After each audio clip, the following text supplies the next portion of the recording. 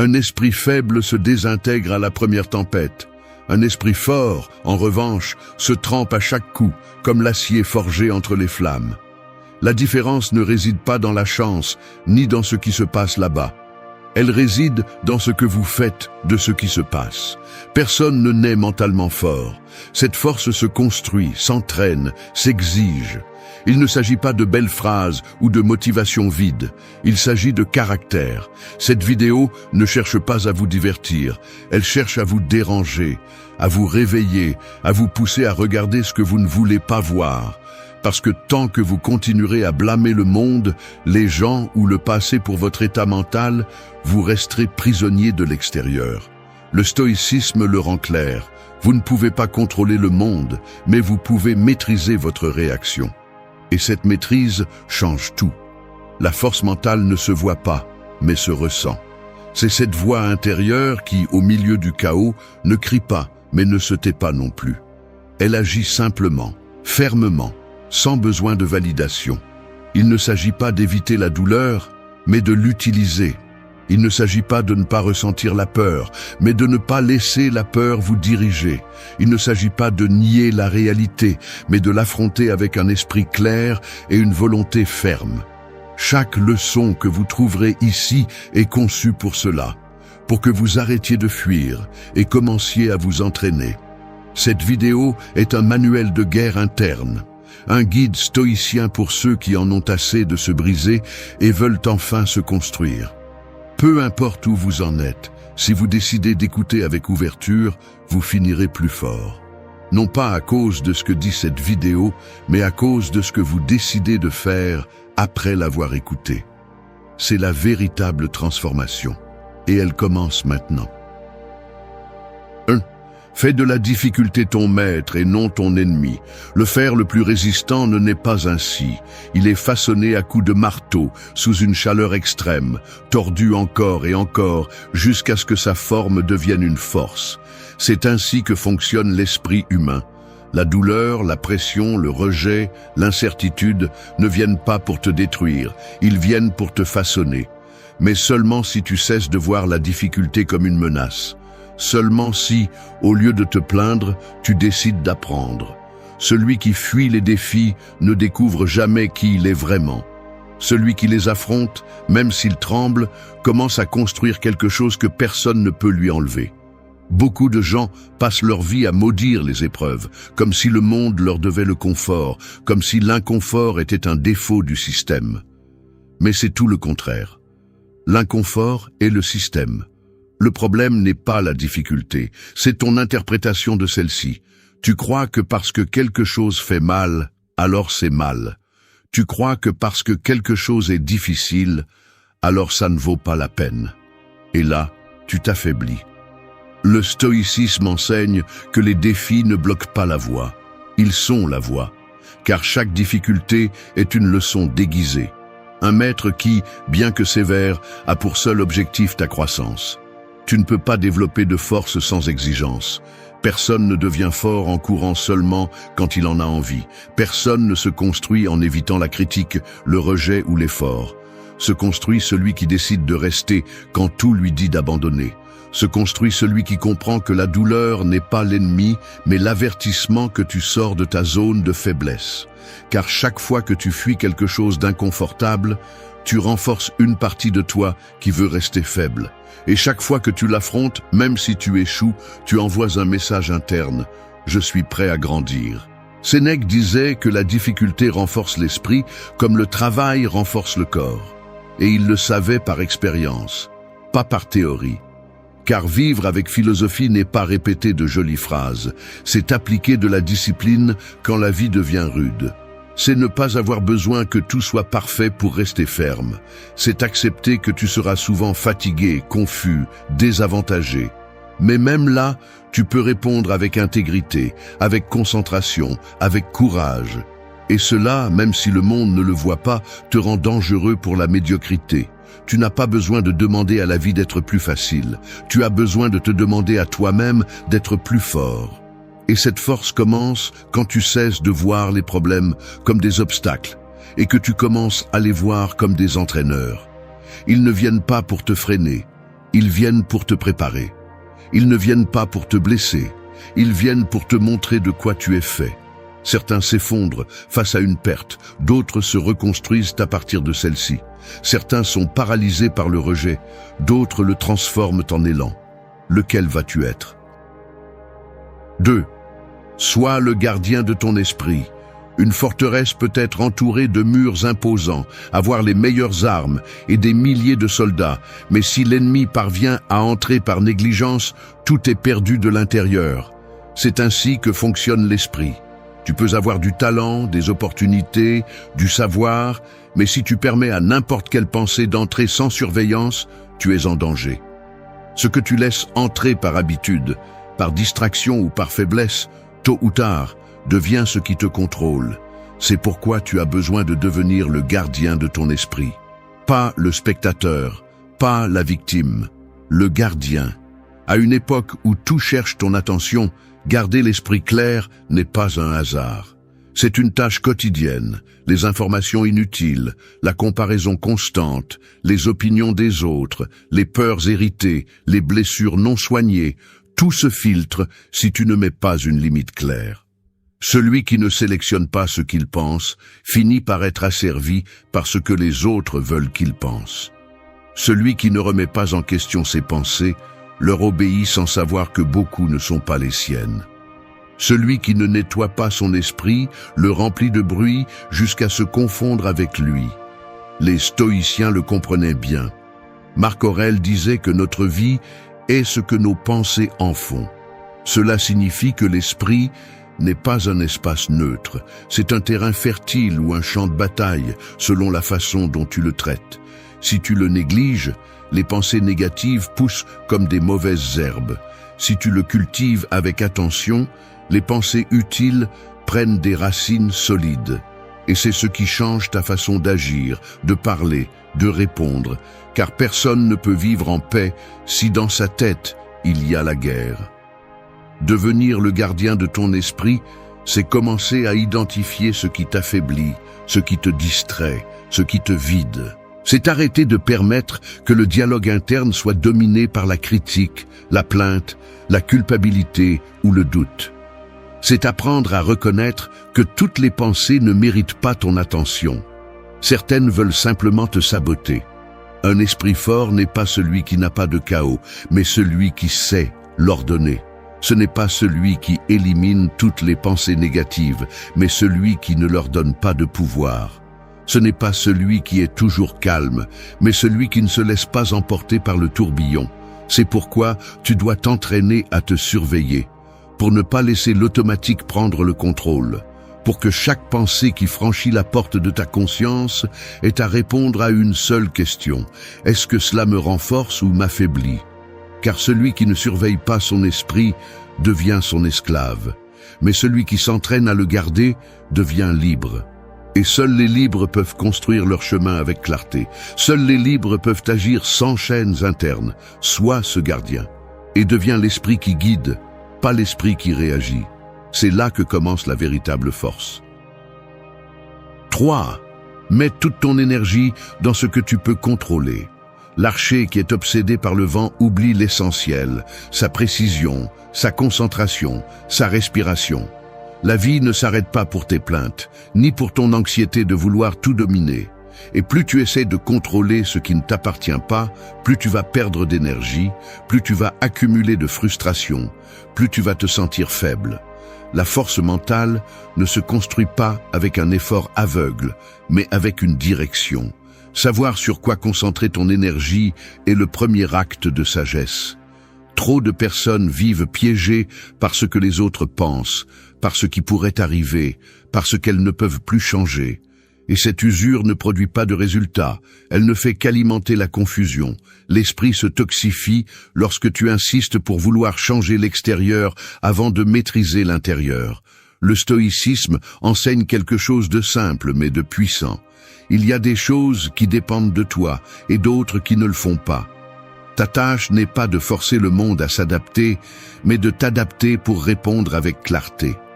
Tu ne peux pas empêcher quelqu'un de te critiquer, mais tu peux décider de ne pas le prendre pour une vérité. Tu ne peux pas effacer le passé, mais tu peux agir avec fermeté dans le présent. Tu ne peux pas contrôler l'économie, le climat ou les décisions des autres, mais tu peux ajuster ton attitude, ta discipline, ta réaction. C'est déjà plus que suffisant. Et si tu te concentres vraiment sur cela, le reste perd beaucoup de son pouvoir. La force mentale se dilue lorsque tu vis en attendant que tout soit en ta faveur pour agir. Si tu n'es fort que lorsque tout est calme, alors tu n'es pas fort, tu es simplement à l'aise. Le véritable pouvoir apparaît lorsque, même avec du bruit à l'extérieur, tu as de l'ordre à l'intérieur. Non pas parce que tu as le contrôle total, mais parce que tu sais où tu l'as et tu y mets toute ta force. Chaque jour, tu peux choisir entre réagir ou agir, entre gaspiller de l'énergie sur ce qui te dérange ou l'utiliser pour ce qui te construit, entre perdre du temps à souhaiter que les choses soient différentes ou te lever et faire ce qu'il faut. C'est la bataille quotidienne, et elle se gagne avec concentration, pas avec des plaintes. Dirige ton attention comme celui qui aiguise un outil. Arrête de donner ton énergie à ce qui est inutile. Arrête d'alimenter des scénarios que tu ne peux pas contrôler. Reviens à toi. Mets de l'ordre dans ton esprit. Aligne tes actions. Concentre-toi uniquement sur ce qui dépend de toi. Le reste ne mérite pas ton épuisement. Il mérite ton indifférence. Parce que celui qui maîtrise son énergie maîtrise sa vie. Et celui qui maîtrise sa vie n'a plus besoin de contrôler le monde. 4. Transforme chaque obstacle en carburant. Chaque incendie a deux options, consommer ou forger. Entre des mains faibles, il détruit. Entre des mains disciplinées, il façonne le caractère. Il en va de même pour les difficultés. Elles ne viennent pas pour t'arrêter. Elles viennent pour te révéler qui tu es quand tu ne peux plus feindre la force. Et c'est précisément à ce moment-là, quand ça fait mal, quand ça brûle, que tu décides si tu vas te briser ou transformer ce feu en élan. Au lieu de réagir par des plaintes, comme tant d'autres le font, tu dois t'arrêter et observer. Ce qui semble maintenant être un blocage, peut-être est-ce un entraînement. Ce que tu ressens aujourd'hui comme une punition, peut-être est-ce une direction. Car chaque coup, bien qu'il semble injuste, contient en lui une instruction. Mais tout le monde ne la voit pas. Seuls ceux qui décident de regarder depuis un autre angle, depuis un autre niveau de conscience. L'erreur commune est de supposer que la vie est conçue pour le confort, que le succès arrive sans trébucher, que le chemin doit être lisse, mais sans tension, il n'y a pas de croissance. Sans pression, il n'y a pas de force. Prétendre avancer sans difficulté est comme vouloir apprendre sans faire d'erreur. La réalité fait mal, dérange, défie. La réalité façonne. Marc Aurèle a écrit que l'obstacle à l'action stimule l'action. Ce qui obstrue le chemin devient le chemin. Ce n'était pas de la poésie, c'était un avertissement. Chaque fois que tu fais face à une barrière, tu as deux chemins. Perdre de l'énergie à te plaindre ou canaliser cette énergie pour monter le niveau. Un esprit entraîné ne nie pas la difficulté, il l'adapte, il la transforme. Il n'y a pas de croissance sans friction. Tout ce qui t'a un jour renforcé t'a d'abord désorganisé. Chaque situation qui t'a fait mal a laissé une porte ouverte. Peut-être ne l'as-tu pas remarqué parce que tu étais concentré sur le dommage. Mais cette porte est toujours là, attendant que tu utilises l'expérience comme un élan. La clé est de ne pas gaspiller les moments difficiles. S'ils font mal, qu'ils en valent la peine. S'ils pèsent, qu'ils construisent. Arrête de voir les obstacles comme des freins. Commence à les voir comme des matériaux de construction. Là où tu as perdu quelque chose, tu peux gagner en vision. Là où une porte t'a été fermée, tu peux apprendre à en ouvrir d'autres. Tout ce qui te pousse hors de ta zone de confort te rend service, même si cela ne semble pas être le cas. Chaque défi est une énergie brute. Tu peux la laisser se dissoudre en frustration ou tu peux la diriger comme une force vers l'avant. Et ce choix ne dépend pas de la chance, il dépend de ton entraînement mental. Ne te mets pas à lutter contre le mur, utilise-le pour monter plus haut. C'est ce que font ceux qui ne se brisent pas, c'est ce que font ceux qui se forgent. 5. Maîtrise tes émotions avant qu'elles ne décident pour toi. Une tempête en mer ne coule pas un bateau par la force du vent, mais par l'eau qui réussit à entrer. Les émotions fonctionnent de la même manière. Elles ne sont pas le problème en soi, mais plutôt ce que tu permets qu'elles fassent en toi. Si tu ne prends pas le contrôle, elles s'infiltrent, inondent, déforment. Et quand tu ne décides plus clairement, elles décident pour toi. Tu cries quand tu devrais te taire, tu fuis quand tu devrais résister, tu attaques quand il suffisait de respirer. La plupart des gens réagissent avant de penser. Ils se justifient en disant que c'est comme ça qu'ils sont, qu'ils ne peuvent pas l'éviter, que le moment les a dépassés. Mais la vérité est plus dure. Ce qui te domine est ce que tu n'as pas entraîné. Et si tes émotions t'emportent facilement, ce n'est pas parce que tu es faible, c'est parce que tu n'as pas pris le contrôle de ton monde intérieur. Le stoïcien ne supprime pas ce qu'il ressent, il l'observe. Il ne se laisse pas emporter par l'impulsion, il l'interroge. Il n'explose pas, il répond. Il est facile d'être rationnel quand rien ne te dérange. Le véritable entraînement a lieu lorsque tu es face au conflit, face au rejet, face à l'incertitude. Là où le sang se réchauffe et l'esprit s'obscurcit, c'est là que ta discipline émotionnelle est mise à l'épreuve. Car avoir des émotions est naturel, mais agir à partir d'elles sans filtre, c'est renoncer à la maîtrise de soi. Et sans maîtrise, tu deviens l'outil de tes impulsions. Ressentir de la peur, de la colère, de la tristesse ou de la frustration ne te rend pas inférieur. Mais permettre à ces émotions de conduire tes décisions, oui. Chaque fois que tu choisis à partir de la colère, tu cèdes du pouvoir. Chaque fois que tu décides à partir du désespoir, tu nourris le chaos. Chaque fois que tu parles sans te contrôler, tu laisses l'extérieur dicter ton comportement. C'est l'opposé de la force. C'est vivre à la merci de l'environnement. Te maîtriser n'est pas te réprimer, c'est reconnaître ce que tu ressens sans lui donner le gouvernail. C'est te dire à toi-même « cela m'affecte, mais cela ne va pas décider pour moi ». Parce que tu n'es pas l'émotion. Tu es celui qui l'observe, tu es celui qui décide comment agir après l'avoir ressenti. Et cela te donne un avantage. Un esprit qui peut se calmer au milieu du feu n'est plus l'esclave de rien. Tu ne peux pas contrôler ce que tu ressens, mais tu peux décider de ce que tu fais avec ce que tu ressens. C'est le point de basculement. C'est là que commence la maturité émotionnelle. C'est là que se construit le caractère. Parce que celui qui gouverne son monde intérieur devient invincible à l'extérieur, et il n'a pas besoin de le crier. On le remarque à sa façon d'être présent, dans son silence ferme, dans sa capacité à agir sans se perdre. Maîtriser tes émotions, c'est maîtriser ton destin. Tout le reste n'est que ruine déguisée en réaction. 6. Vis en te rappelant que le temps est limité. Chaque seconde qui passe ne se récupère pas, il n'attend pas, il ne demande pas si tu es prêt. Et pourtant, beaucoup vivent comme si le temps était éternel, comme si chaque jour pouvait se répéter sans conséquence. La vérité est autre, tout se termine. Et le plus grave n'est pas de mourir, c'est de vivre comme si cela n'avait pas d'importance. Car celui qui oublie que le temps est fini, le gaspille sans culpabilité. Et quand il veut réagir, il est déjà trop tard. Il n'y a pas de ressource plus précieuse que le temps, mais c'est la première que l'on donne sans réfléchir. Tu le donnes à ceux qui ne le méritent pas. Tu le consacres à des distractions qui ne te construisent pas. Tu le perds dans des conversations vides, des routines automatiques, des excuses recyclées. Tu le donnes comme si tu avais une réserve secrète, mais tu ne l'as pas. Et cette inconscience est ce qui affaiblit ta vie. Non pas parce que tu vis peu, mais parce que tu vis sans objectif. Marc Aurèle se répétait chaque jour que cela pourrait être son dernier.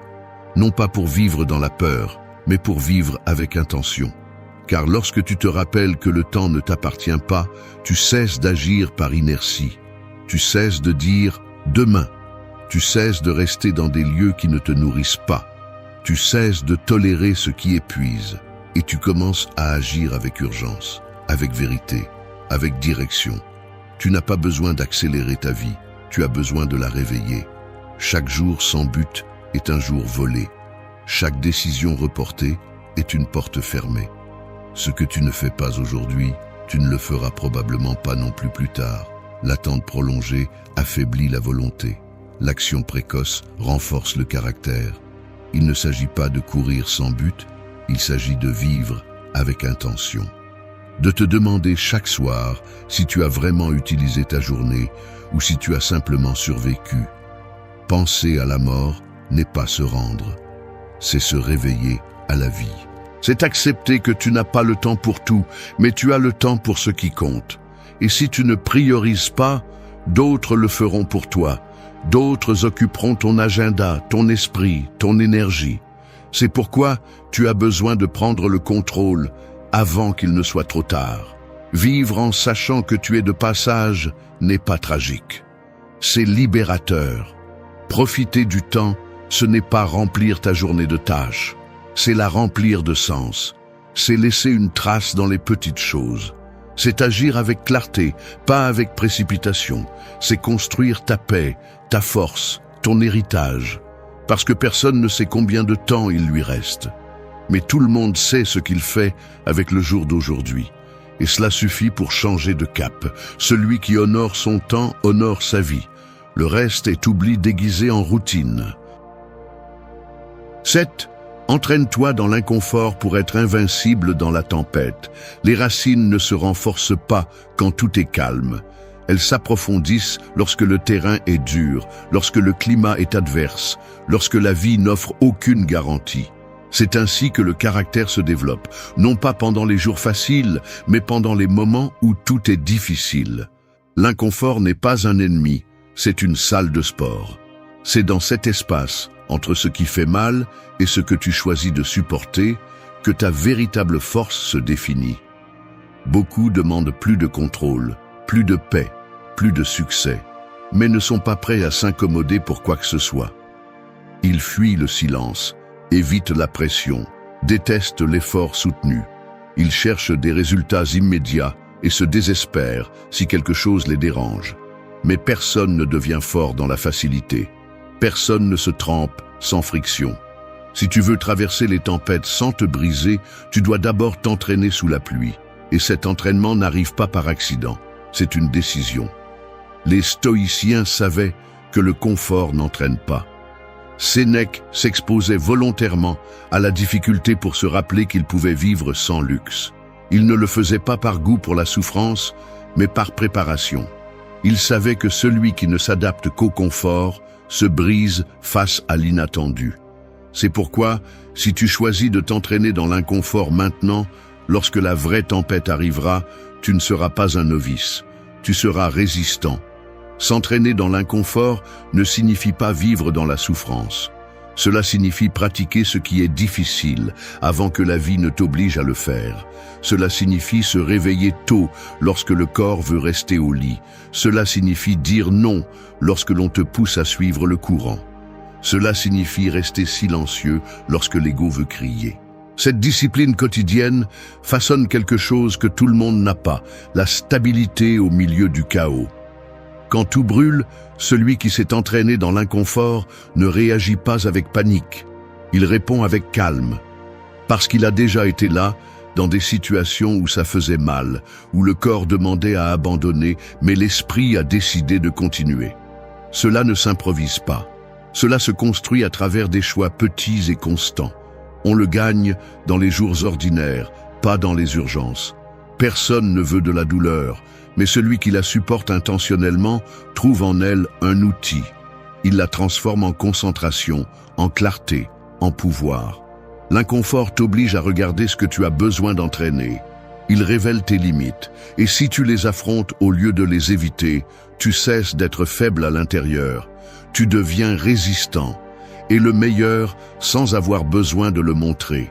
Quand la tempête arrivera, qu'elle te trouve préparé, qu'elle te trouve éveillé, qu'elle te trouve fort, non pas par chance, mais parce que tu as décidé de t'entraîner là où les autres se cachent. C'est ça la véritable invincibilité, celle qui ne se voit pas, jusqu'à ce qu'elle soit nécessaire. 8. Redéfinis la richesse comme ayant besoin de moins. Un sac à dos léger te permet d'avancer plus vite, mais beaucoup portent un poids si lourd qu'ils confondent valeur et excès. Ils pensent que plus ils ont, plus ils seront en sécurité. Plus ils accumulent, plus ils seront réussis. Mais ce qu'ils ne voient pas, c'est que plus ils ont besoin, plus ils deviennent fragiles. La vraie richesse n'est pas d'avoir beaucoup, mais de dépendre de peu. Et cette liberté intérieure vaut plus que n'importe quel compte en banque. Le problème n'est pas de profiter du matériel, c'est de le transformer en condition pour se sentir bien.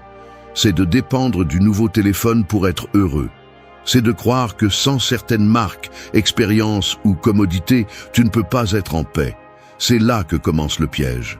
Parce qu'une chose est d'avoir et une autre très différente est de nécessité. La première est externe, la seconde te lie de l'intérieur. Et tout ce qui te lie te retire du pouvoir. Le stoïcisme ne méprisait pas le matériel, mais il te mettait en garde pour que tu t'entraînes à ne pas être son esclave. Épictète disait que celui qui a besoin de peu est invincible. Parce que si on te prend quelque chose et que tu restes toi-même, alors rien ne peut vraiment te blesser. Mais si ton identité est construite sur ce que tu possèdes, tu es en danger. Parce que le monde change, les choses se cassent, les gens partent, et si tout cela tombe, qui es-tu en dessous de tout cela? Redéfinir la richesse est un acte de courage. Non pas parce que tu te forces à vivre avec le minimum, mais parce que tu oses regarder en face ta dépendance. Tu peux avoir des choses et en profiter sans être dominé par elles. Tu peux atteindre des objectifs sans qu'ils te définissent. Tu peux aspirer à plus sans que ce plus ne détermine ta valeur. Parce que ta vraie valeur n'est pas dans ce que tu portes, mais dans la façon dont tu marches quand on te retire le poids. Avoir besoin de moins n'est pas renoncer. C'est choisir en conscience. C'est te rendre compte que si tu peux être en paix avec toi-même sans artifice, alors tu as gagné.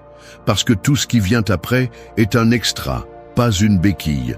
Et si le monde devient instable, tu restes ferme, parce que ta stabilité ne dépend pas d'un objet, d'une relation ou d'une circonstance. Celui qui a besoin de moins est plus libre, plus difficile à manipuler, plus fort quand la pénurie arrive, plus concentré quand tout le monde se distrait. C'est la richesse qui ne se voit pas, mais se ressent. Et c'est celle que personne ne peut te prendre. Si tu décides de la construire, tu vas te rendre compte de quelque chose d'important. Tu avais plus que ce que tu pensais. Seulement tu regardais à l'extérieur. Et ce qui est précieux a toujours été à l'intérieur. 9. Choisis des relations qui élèvent ton caractère, pas ta commodité. Une plante peut avoir du soleil, de l'eau et un sol fertile, mais si tu l'entoures de mauvaises herbes qui lui volent son oxygène, elle ne grandira pas forte. Il en va de même pour toi. Peu importe combien tu te bats, si tu t'entoures de personnes qui éteignent ton feu, qui affaiblissent ton focus, qui te poussent vers le superficiel. Les relations ne sont pas seulement une compagnie, elles sont un environnement. Et si cet environnement n'élève pas ton caractère, il finit par t'entraîner sans que tu t'en rendes compte. L'erreur la plus courante est de s'attacher par habitude, par peur d'être seul, par commodité ou par besoin émotionnel. Mais ce qui est confortable n'est pas toujours ce qui est juste.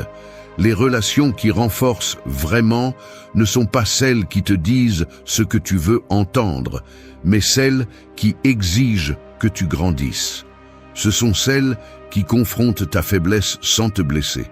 Ce sont celles qui te rappellent qui tu peux être, pas celles qui te maintiennent dans qui tu as déjà été.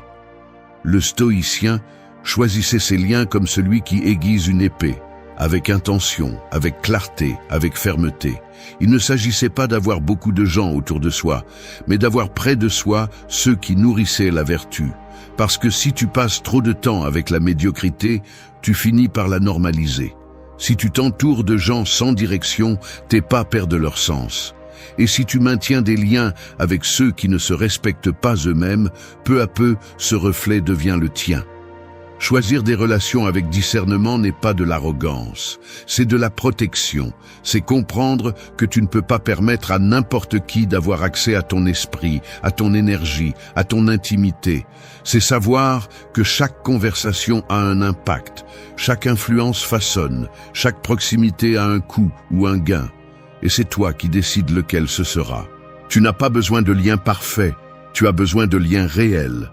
Des gens qui ne te sucrent pas les erreurs, mais qui ne se nourrissent pas non plus de tes chutes.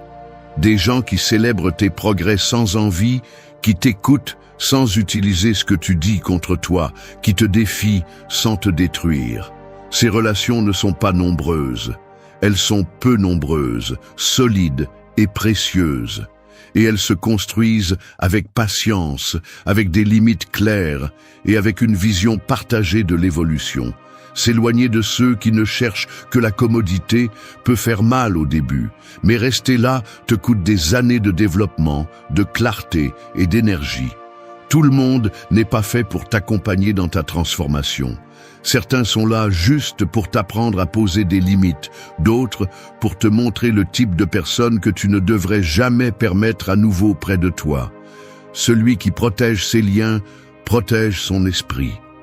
Parce que les conversations que tu répètes, les conseils que tu écoutes et les énergies avec lesquelles tu cohabites finissent par façonner ton comportement, même sans que tu t'en rendes compte.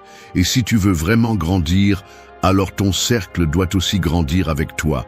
Sinon, ce n'est pas un cercle, c'est une chaîne. Et tu n'es pas né pour vivre attaché. Entoure-toi de ceux qui t'élèvent même quand tu n'es pas à ton meilleur. De ceux qui te disent la vérité même si ça fait mal, mais qui le font avec respect. De ceux qui t'inspirent sans avoir besoin d'imposer. Parce qu'une bonne relation n'est pas celle qui te divertit, c'est celle qui te pousse. Et quand ton environnement est aligné avec ta croissance, avancer cesse d'être une lutte solitaire et devient une marche ferme vers ta meilleure version. 10. Vis chaque jour avec l'intensité du premier et l'urgence du dernier.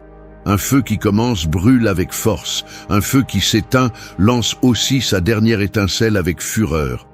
Aux deux extrémités, il y a de la vie pure, de l'énergie totale, un don sans calcul.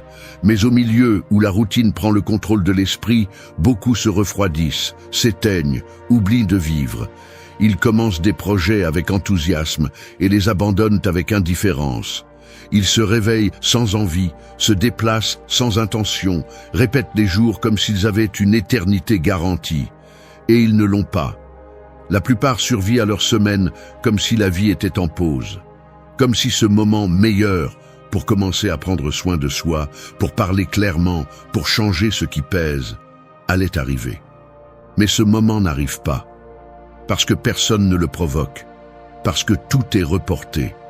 Et l'urgent, qui est de vivre avec présence et décision, est enterré sous le trivial. Les stoïciens comprenaient que la vie ne se mesure pas en années, mais en comment tu utilises tes jours. Marc Aurèle avertissait que chaque matin devait être vécu comme si c'était le dernier. Non pas comme une tragédie, mais comme une opportunité qui ne peut être gaspillée. Si c'était ton premier jour, tu regarderais tout avec faim, avec émerveillement, avec force. Si c'était le dernier, tu le ferais avec dévouement, sans peur du jugement, sans retenue. Alors pourquoi vis-tu comme si cela n'avait pas d'importance? Tu es ici aujourd'hui, pas hier, pas demain. Et tout ce que tu as vraiment, c'est ce moment. Peu importe ce que tu as fait ou ce qu'il te reste à faire. Ce qui compte, c'est comment tu décides d'agir aujourd'hui. Parce que chaque jour qui passe sans intention est un jour qui ne revient pas. Et quand tu regarderas en arrière, tu ne te souviendras pas des jours faciles.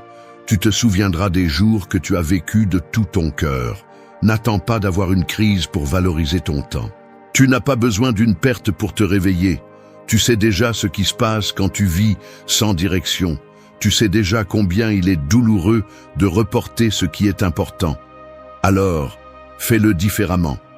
Vise avec intensité, mais pas avec anxiété. Vise avec urgence, mais pas avec désespoir.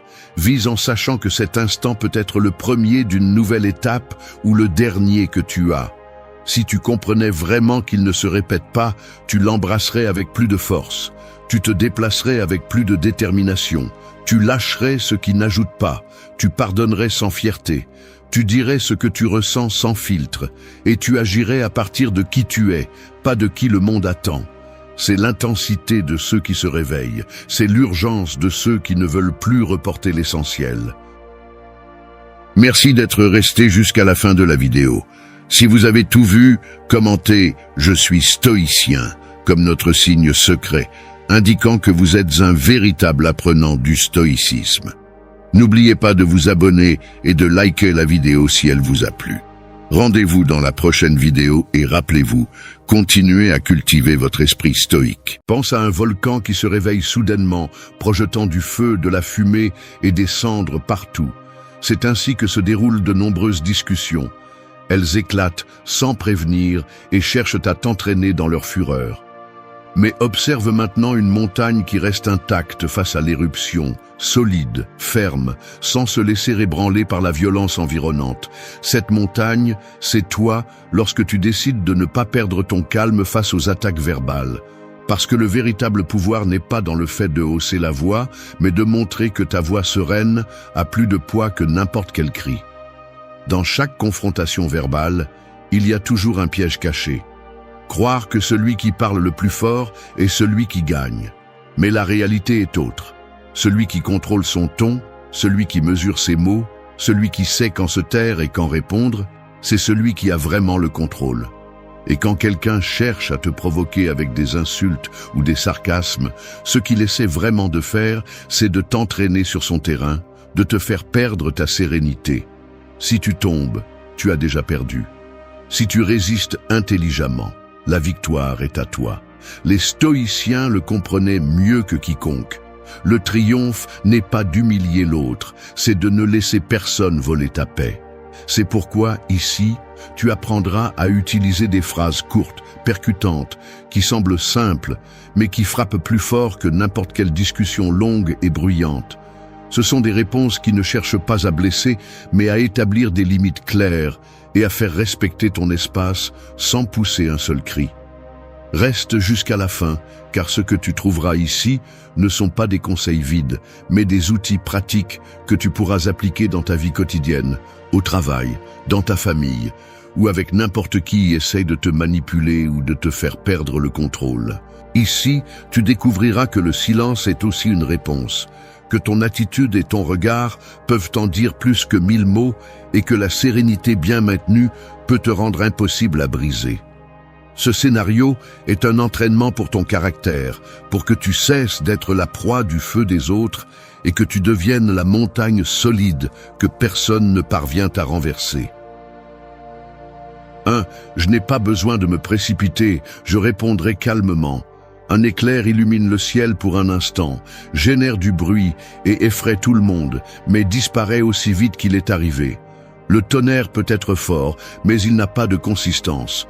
Le calme, en revanche, est comme un lever de soleil qui arrive lentement, fermement, inévitablement, et qui finit par s'imposer sur n'importe quelle obscurité. C'est ainsi que se présente ta réponse lorsque tu choisis de ne pas te précipiter, brève, ferme et sereine. Elle ne cherche pas à éblouir ni à intimider, elle met simplement les choses à leur place. L'erreur la plus courante dans une discussion est de réagir au même rythme que l'attaque. On te lance des mots durs et ta première réaction est de les renvoyer sans réfléchir. Et à ce moment-là, tu n'es plus maître de toi-même, tu es un reflet de l'autre. Tu es tombé dans son jeu. La clé est de comprendre que chaque seconde de pause avant de répondre est un acte de pouvoir. Cette pause est ce qui transforme ta réponse en quelque chose qui désarme plutôt qu'en quelque chose qui alimente le conflit. Celui qui t'attaque cherche la vitesse. Il veut t'entraîner sur un terrain où la colère règne. Il sait que si tu réponds immédiatement, tu succomberas à l'impulsion et tu t'affaibliras. Mais lorsque tu choisis de freiner, de respirer et de répondre calmement, tu brises le scénario. Ils attendaient du feu et trouvent de l'eau. Ils attendaient un cri et reçoivent un murmure ferme. Et c'est à ce moment-là que l'agresseur est déstabilisé, car ta sérénité est un miroir qui lui rappelle le ridicule de son exaltation. Répondre calmement ne signifie pas ne pas répondre. Cela ne signifie pas baisser la tête ni rester silencieux par peur. Cela signifie choisir des phrases courtes qui ferment la porte à la confrontation inutile, mais qui définissent clairement ta limite. Des exemples simples. Je parlerai quand on pourra le faire avec respect, ton opinion est la tienne, je garde la mienne, je n'ai pas besoin de crier pour que tu me comprennes. Ce sont des réponses qui ne cherchent pas à gagner, mais à reprendre le contrôle de la situation. Fais-en une habitude dans la vie quotidienne. Au travail, lorsque quelqu'un te met la pression avec des commentaires sarcastiques, réponds calmement. Si tu veux que nous parlions, faisons-le avec respect. Dans ta famille, si une dispute éclate où tout le monde élève la voix, sois celui qui dit lentement « Je préfère attendre que nous puissions nous écouter sans crier ». Dans la rue, si quelqu'un cherche à te provoquer, un simple « Je ne vais pas discuter de ça » suffit. Chacune de ces phrases est comme un mur qui protège ta paix et en même temps montre que tu n'es pas quelqu'un de manipulable. Le calme soutenu ne s'obtient pas du jour au lendemain. Il se travaille. Commence par les petites choses, quand quelqu'un interrompt ton opinion, quand un inconnu te répond avec rudesse, quand les réseaux sociaux se remplissent de commentaires agressifs. Au lieu de réagir avec la même énergie, pratique la respiration, l'observation et donne une réponse claire mais sans précipitation. Chaque fois que tu le fais, tu renforces ce muscle interne que les stoïciens appelaient la maîtrise de soi. Marc Aurèle disait que la plus grande victoire est de se gouverner soi-même. Et il avait raison. Celui qui crie montre sa fragilité. Celui qui répond immédiatement montre qu'il dépend de l'autre pour agir. Cette personne montre clairement que personne ne contrôle son état émotionnel. Imagine quelqu'un qui essaie de t'humilier en public, attendant ta réaction. Si tu succombes à la précipitation, tu valides son attaque. Mais si tu prends une seconde et dis calmement « Ce que tu penses de moi ne change pas ce que je suis », la situation change complètement. Non seulement tu te protèges, mais tu poses aussi une limite et tu projettes du respect. Ce type de réponse ne cherche pas à détruire, il cherche à démontrer l'indépendance. 2. Ma voix sereine a plus de poids que les cris. Des coups forts sur une table peuvent impressionner au début, mais ce bruit disparaît en quelques secondes et ne laisse rien de plus qu'un silence gênant. En revanche, un mot ferme, prononcé sans hâte et avec calme, reste dans l'esprit de l'auditeur beaucoup plus longtemps que n'importe quel fracas. C'est la différence entre crier et parler avec sérénité. Le cri intimide seulement un instant.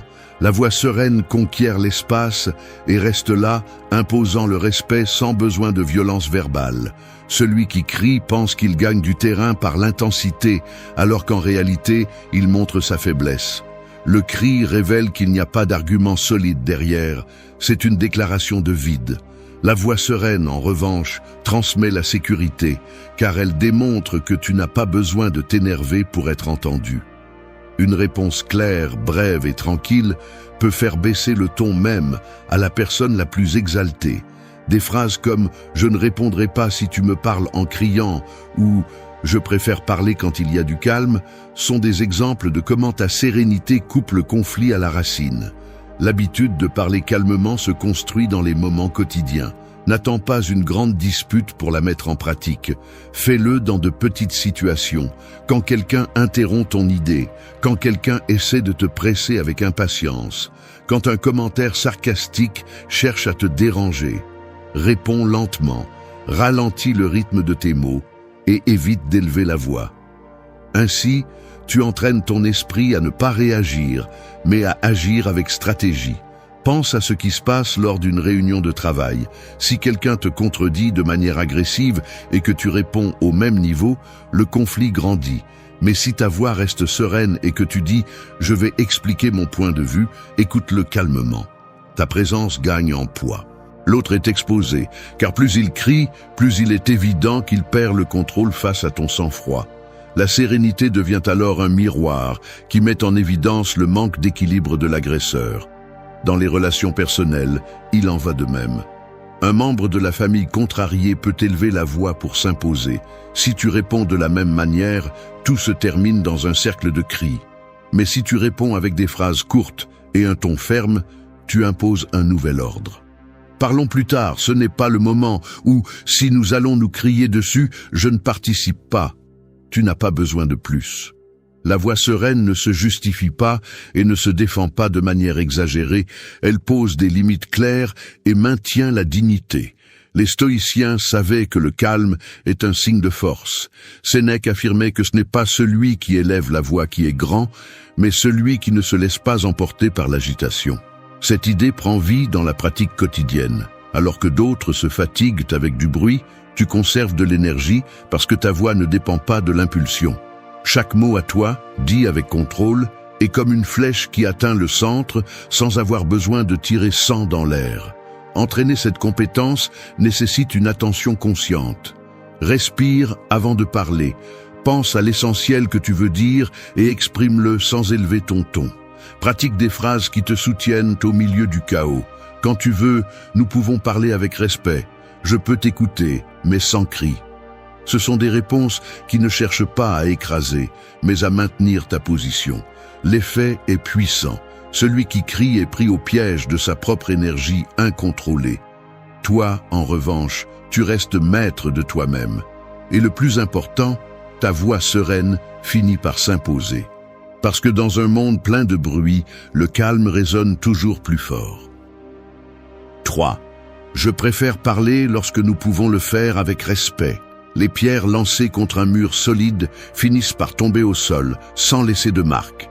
C'est ce qui se passe quand quelqu'un utilise des insultes ou des cris pour essayer de te provoquer et que tu décides de ne pas jouer sur ce terrain. Le respect est le mur que tu élèves face à l'attaque. Et chaque fois que tu dis calmement que tu ne parleras que dans ce cadre, les pierres deviennent inutiles. Tu n'as pas besoin de prouver quoi que ce soit avec des cris ou un flot d'explications, il suffit de maintenir ta limite claire. Beaucoup de discussions dégénèrent parce que personne ne met de frein. L'un crie, l'autre répond plus fort, et bientôt tout se transforme en un choc sans issue. Celui qui choisit de marquer le respect brise ce cycle. Il ne s'agit pas de toujours rester silencieux, il s'agit de se rappeler que tout ne mérite pas une réponse. Quand tu dis « je préfère parler lorsque nous pouvons le faire avec respect », ce que tu communiques, c'est que tu n'accepteras pas un dialogue sous des règles sales. Et cette posture ne protège pas seulement ta paix, elle oblige aussi l'autre à reconsidérer sa façon de s'adresser à toi. La force de cette réponse réside dans le calme avec lequel elle est prononcée. Si tu le dis de manière agitée, elle perd de sa puissance. Mais lorsque tu l'exprimes fermement et calmement, elle montre clairement que ta dignité n'est pas en jeu. Le respect ne se mendie pas, il s'établit. C'est une limite qui ne se négocie pas. Celui qui insiste pour crier montre qu'il ne peut pas se contrôler. Mais toi, en restant serein, tu montres que tu peux contrôler ton terrain. Apporter cette habitude à la vie quotidienne est essentiel. Au travail, quand quelqu'un essaie de s'imposer par la pression ou des commentaires tranchants, ta réponse sereine coupe la tension. Nous pouvons en parler, mais sans cri ni reproche. En famille, face à des discussions où l'on cherche à te manipuler émotionnellement, il suffit de dire « Je ne continuerai pas si nous ne parlons pas avec respect ». Ce sont des phrases simples, mais percutantes. Elles n'attaquent pas, elles n'humilient pas, mais elles établissent la règle du jeu que tu choisis. Le stoïcisme enseigne que ce que tu ne contrôles pas ne mérite pas ton épuisement, et cela inclut la façon dont les autres parlent. Tu ne peux pas changer leur ton ni leur attitude, mais tu peux décider dans quelles conditions tu participeras à une conversation. Ce contrôle est un bouclier puissant. Garder ton calme tout en posant la limite du respect fait que même le plus agressif se retrouve à parler seul parce que tu ne lui as pas donné ce qu'il voulait, ta réaction. Exemple clair, quelqu'un t'accuse injustement devant les autres, attendant ta réponse immédiate. La plupart tomberaient dans le piège de se défendre à grands cris. Tu choisis quelque chose de différent, tu respires et tu dis calmement « Si tu veux parler, faisons-le avec respect. Maintenant, ce n'est pas le cas. » Tu ne te protèges pas seulement, tu projettes aussi de la sécurité. Tu montres que tu n'as pas besoin de te rabaisser pour défendre ta position. Cette habitude devient un signe d'autorité personnelle. Celui qui sait mettre le respect comme condition inévitable gagne de la confiance à chaque interaction. Tu n'arriveras pas toujours à faire baisser le ton de l'autre, mais l'important est que tu ne le perdes pas.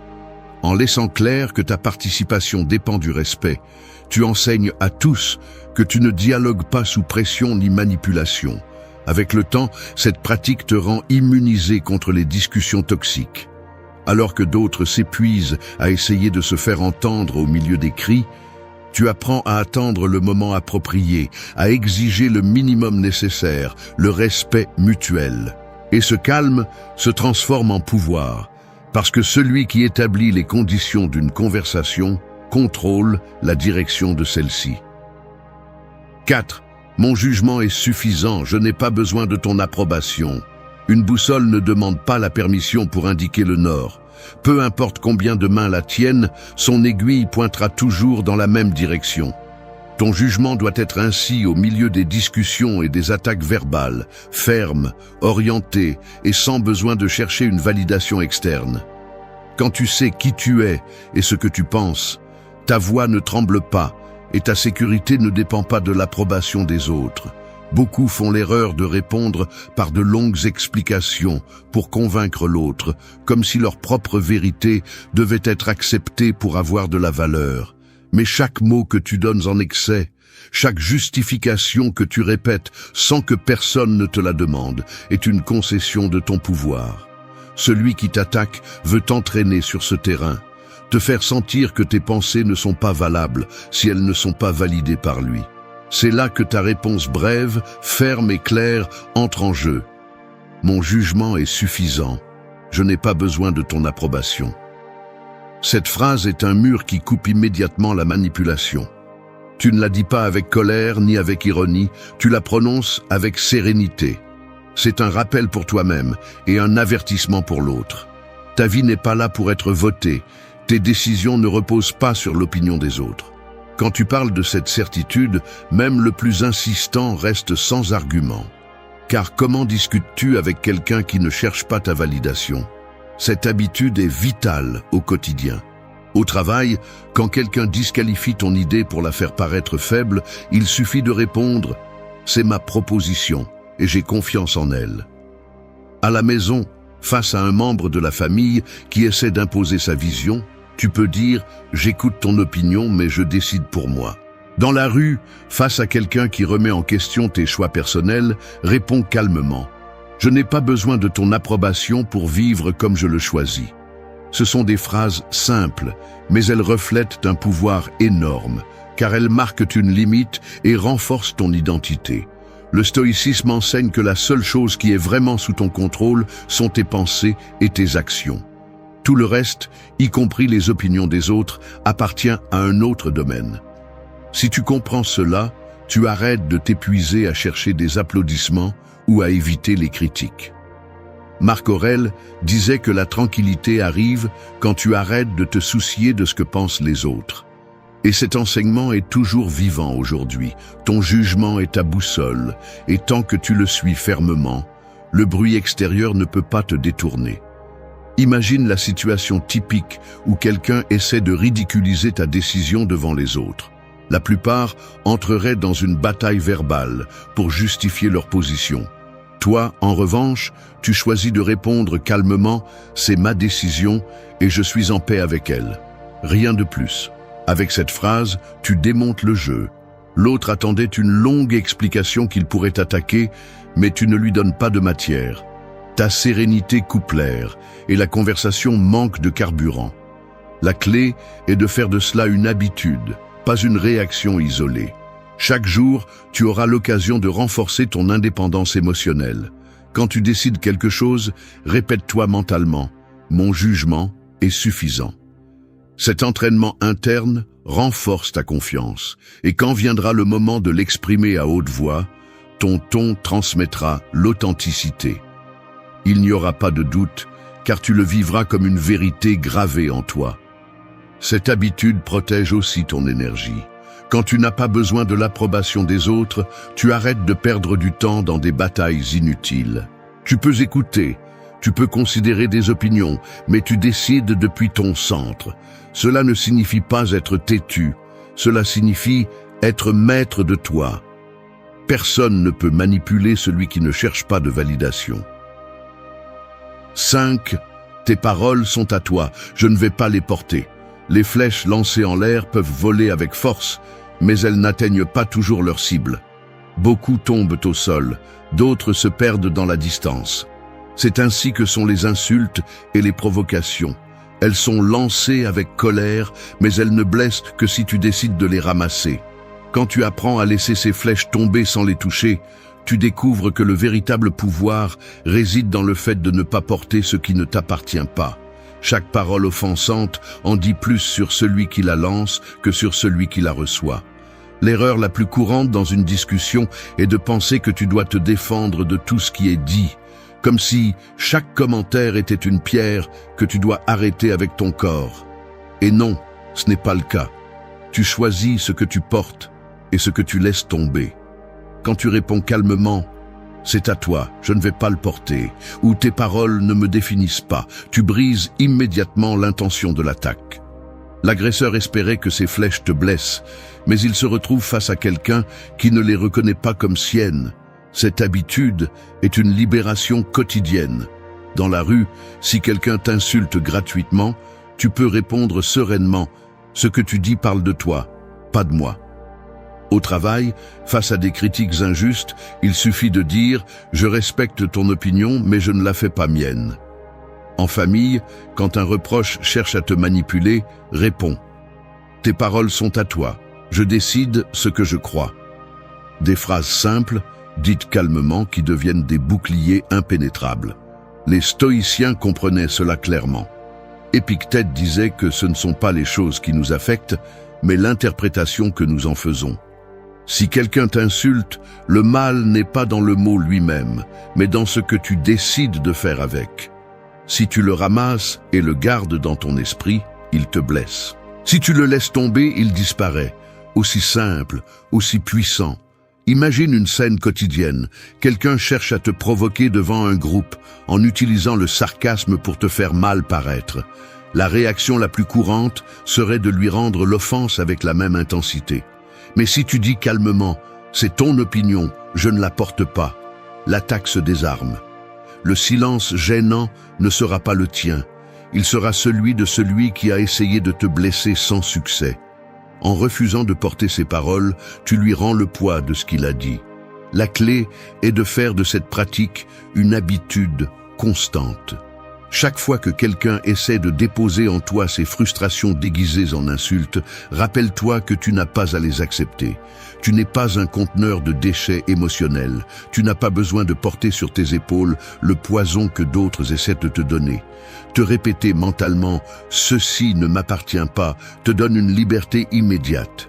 Répondre de cette façon ne signifie pas ignorer tout, mais choisir ce qui mérite ton énergie.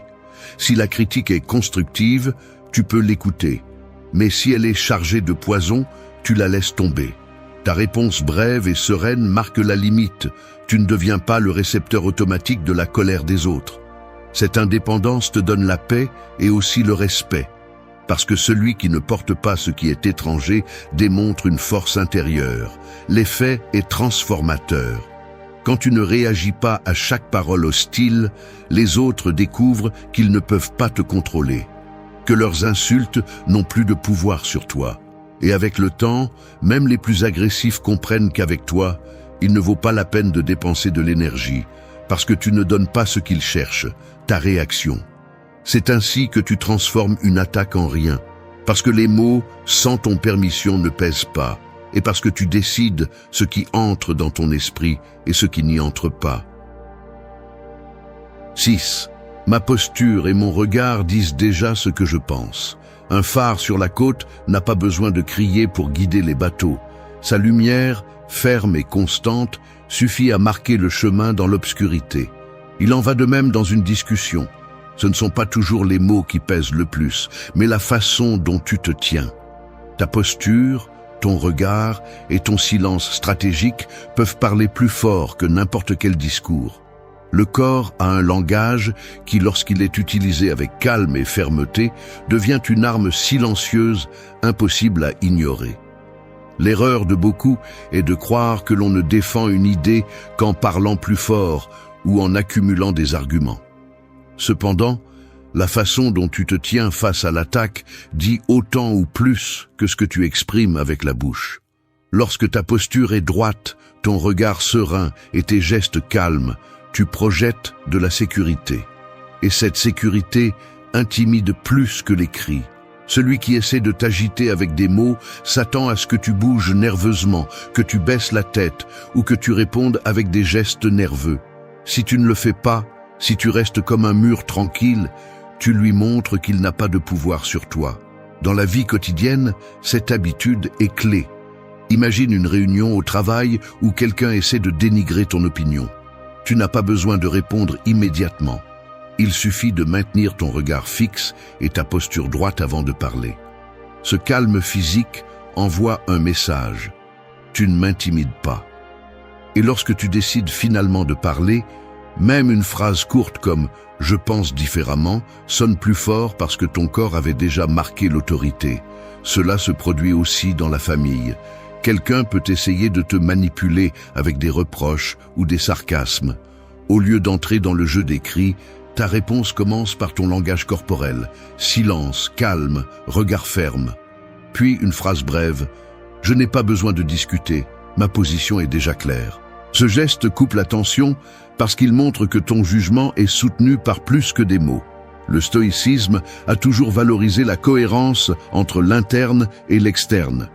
Sénèque disait que la véritable force se reconnaît dans la sérénité du visage et dans la fermeté du caractère. Si ton intérieur est calme, ton corps le reflète. Et lorsque ton corps reflète le calme au milieu du bruit, il désarme l'autre sans avoir besoin d'entrer sur son terrain. L'attaque perd de sa force car elle ne trouve pas de faille par où entrer. S'entraîner à cette habitude implique de prendre soin de ta présence. Il ne s'agit pas de paraître arrogant ou distant, mais de maintenir ton centre dans n'importe quelle situation. Posture droite, respiration contrôlée, regard clair. Ces éléments transmettent une sérénité qui pèse plus que les cris. C'est comme dire, avec ta seule présence, « Je suis ici, sûr de moi, et rien de ce que tu dis ne me fait bouger ». Exemple pratique, quelqu'un t'insulte en espérant te voir perturbé. Tu restes calme, tu le regardes dans les yeux et tu réponds lentement « Tes mots ne changent pas ce que je suis ». L'impact ne réside pas seulement dans la phrase, mais aussi dans la façon dont tu l'accompagnes avec ton langage corporel. Ce mélange de fermeté et de sérénité génère un respect immédiat, car il démontre une maîtrise de soi. Faire de ta posture et de ton regard des alliés ne nécessite pas un effort exagéré, juste une pratique consciente. Chaque jour, dans de petites situations, rappelle-toi que ton corps communique aussi. Lorsque tu choisis de maintenir le calme physique, ton silence et tes gestes parlent plus qu'une discussion entière. La personne qui contrôle sa présence envoie un message clair. « Je ne suis pas quelqu'un de facile à briser ». C'est ainsi que tu fais comprendre aux autres ta position, même sans mots. 7. Le silence est aussi une réponse. Les pièges les plus efficaces ne sont pas toujours visibles. Un chasseur n'a pas besoin de montrer son arme, il lui suffit de préparer le terrain pour que l'ennemi tombe de lui-même.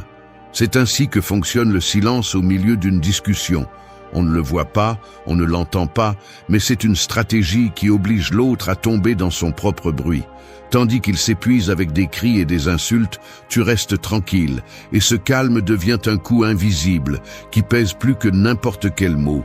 Répondre par le silence ne signifie pas fuir, ni manquer d'arguments.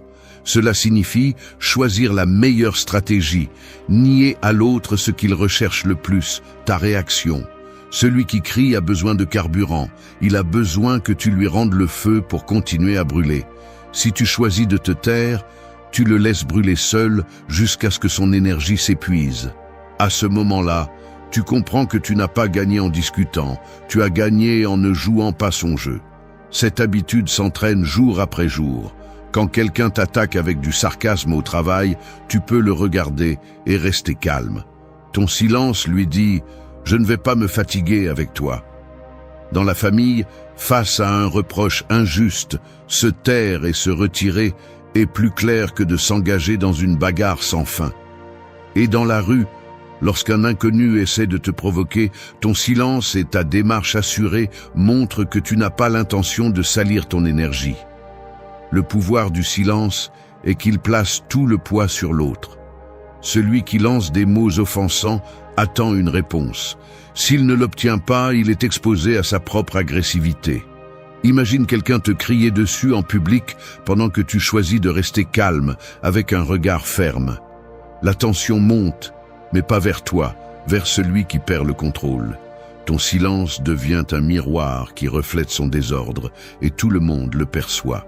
C'est la force silencieuse qui intimide plus que n'importe quelle réplique. Les stoïciens voyaient dans le silence un outil de maîtrise de soi. Épictète enseignait que tout ne mérite pas d'être répondu, car tout n'a pas de valeur.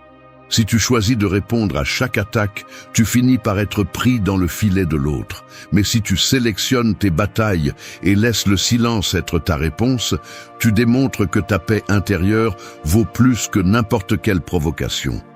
Le silence n'est pas vide, c'est une déclaration. Je ne suis pas à ton niveau. Des exemples pratiques le montrent clairement. Imagine qu'un collègue essaie de t'humilier avec des blagues devant les autres. Au lieu de répondre, tu le regardes et gardes le silence. À ce moment-là, tu le laisses seul face à sa tentative de gagner des applaudissements. Le vide qui reste parle plus fort que n'importe quelle réplique. Ou dans une dispute de couple où les deux élèvent la voix, ton silence interrompt l'escalade. En ne donnant pas plus de carburant, tu obliges l'autre à s'arrêter et à reconsidérer. Faire de cela une habitude nécessite de l'autocontrôle.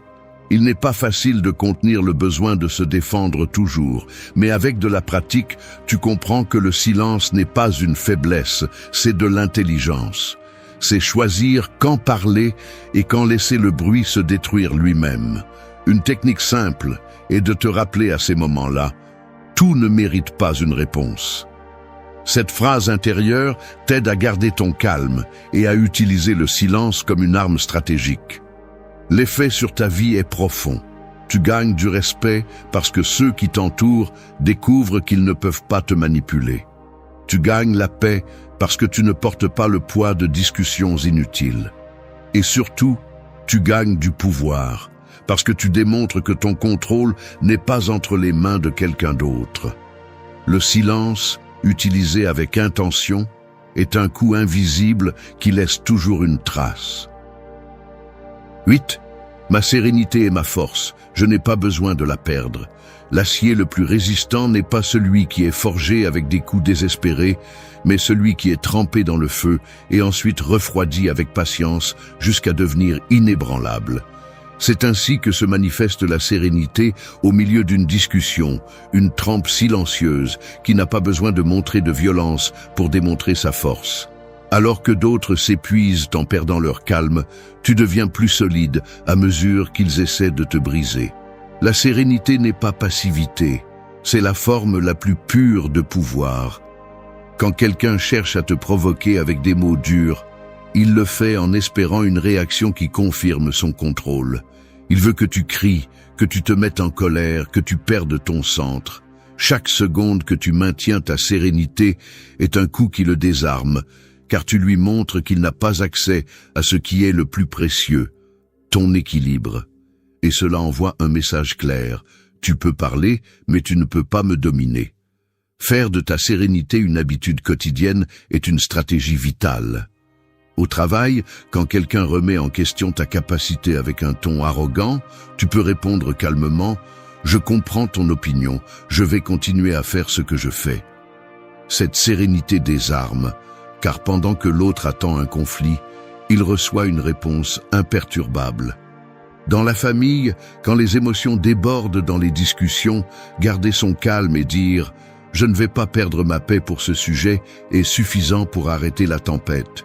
Même dans la rue, face à un inconnu agressif, ta sérénité et ton silence deviennent une barrière qui empêche l'attaque d'avoir un effet. Les stoïciens comprenaient que la vraie victoire est de se gouverner soi-même. Marc Aurèle affirmait que rien n'est plus fort qu'un homme qui conserve son âme tranquille. Cette leçon prend tout son sens lorsque tu pratiques la sérénité au milieu du chaos. Il ne s'agit pas de nier ce que tu ressens, mais de le diriger. La colère peut brûler de l'intérieur, mais la sérénité la refroidit jusqu'à la rendre inutile. C'est comme éteindre un incendie avec de l'eau claire. Exemple concret, quelqu'un t'accuse faussement devant les autres, en attendant ta défense agitée. Tu choisis la sérénité, tu regardes calmement et tu réponds « Quand tu voudras parler avec respect, je le ferai. » Rien de plus. cette brève phrase, soutenue par la sérénité, pèse plus qu'un discours de 10 minutes crié. L'accusateur est mis en évidence parce que son bruit contraste avec ton contrôle. Faire de la sérénité ta force ne signifie pas que tu ne parles jamais fermement. Cela signifie que tu choisis quand, comment et avec quel ton le faire. Le pratiquer implique d'entraîner l'esprit à ne pas sauter à chaque provocation. Chaque jour, tu auras des occasions de le faire. Dans une discussion inutile, dans un commentaire offensant, dans une tentative de manipulation.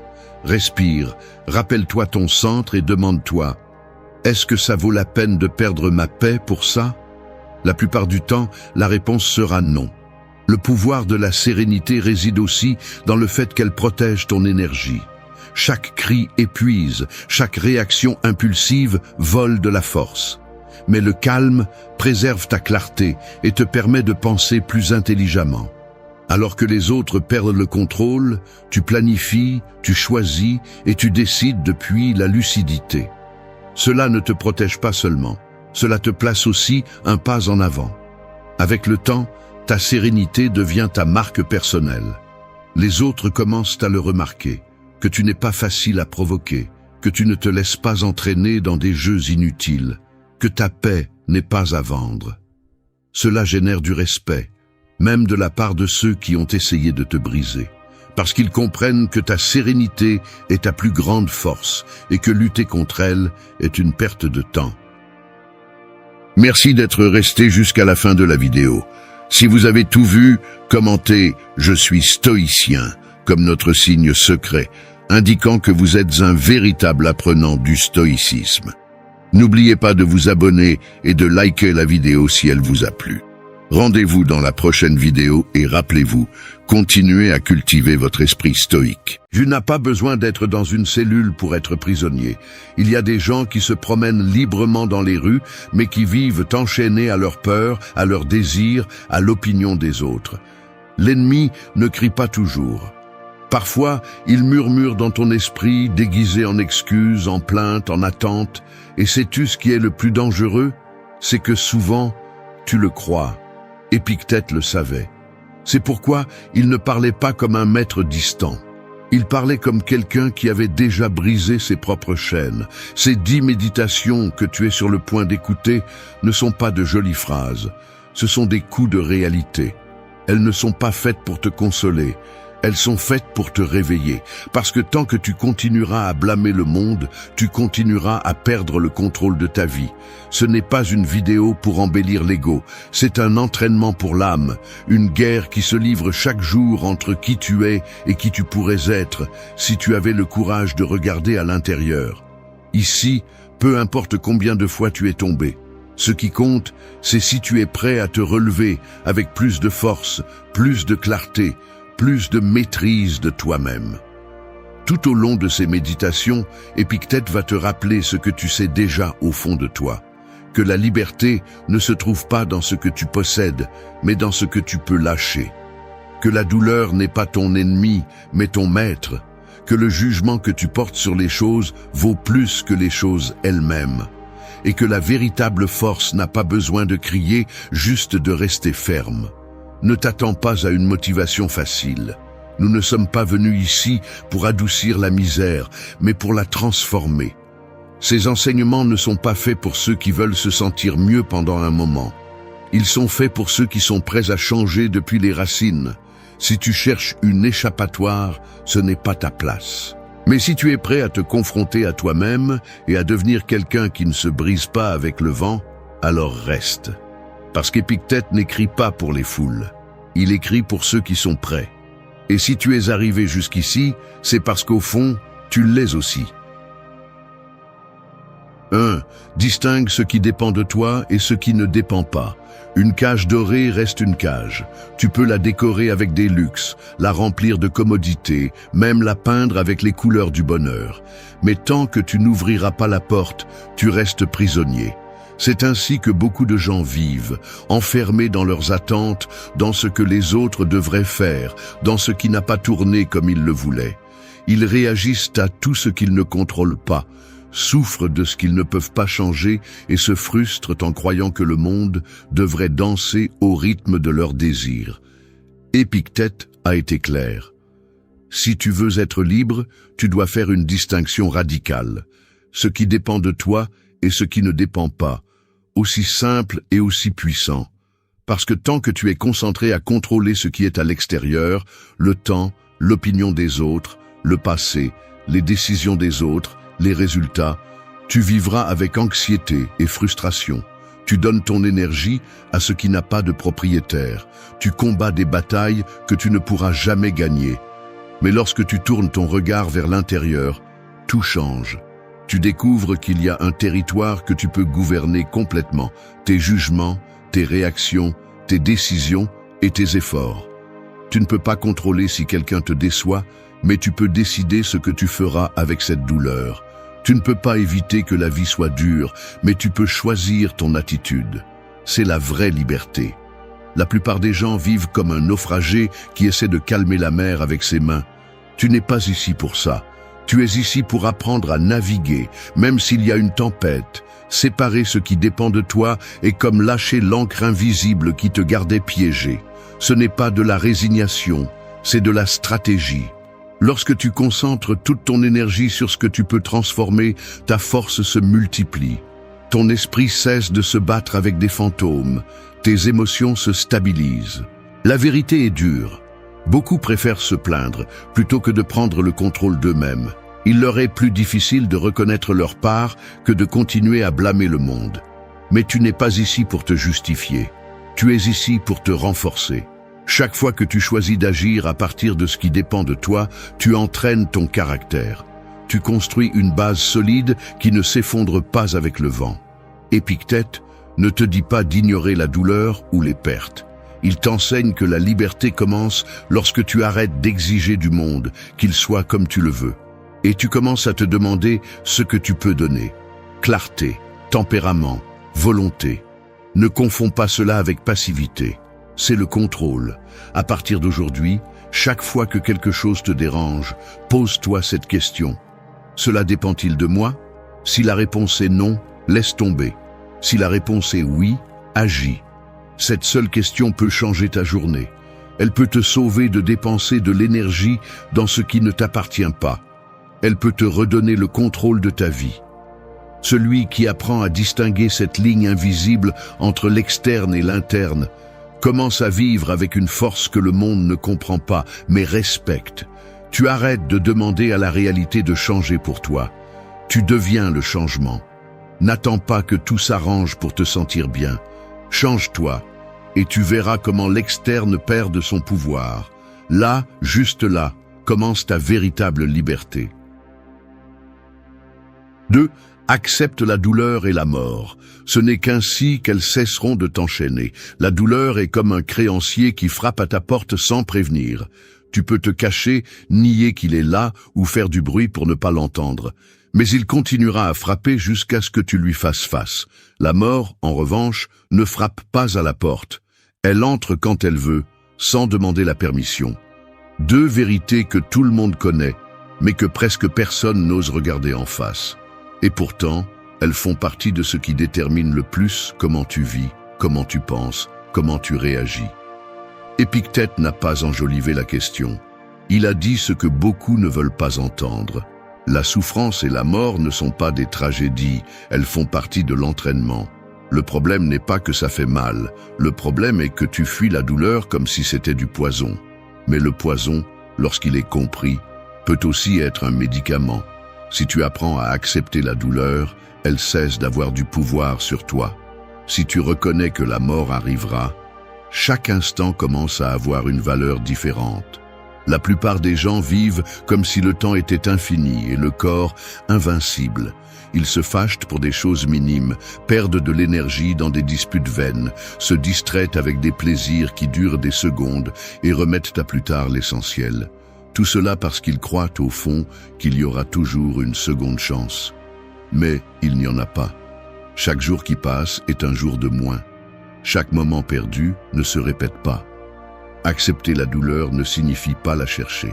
Cela signifie ne pas résister quand elle arrive. Cela signifie ressentir sans être emporté. Cela signifie l'utiliser comme un signal. La douleur révèle des vérités que le confort cache. Elle te dit ce qui compte, ce que tu es en train de perdre, ce que tu dois changer. Celui qui ose la ressentir sans déguisement se renforce. Parce que la douleur ne te détruit pas. Ce qui te détruit, c'est de lui résister, de la nier, de la couvrir de bruit, de nourriture, de distraction. Accepter la mort n'est pas non plus se rendre. C'est vivre avec plus de conscience. Il ne s'agit pas d'avoir peur, il s'agit de ne pas vivre endormi. Lorsque tu acceptes que tu vas mourir, tu arrêtes de perdre du temps dans ce qui n'a pas de sens. Tu prends des décisions avec plus de courage. Ce que les autres diront cesse d'avoir de l'importance.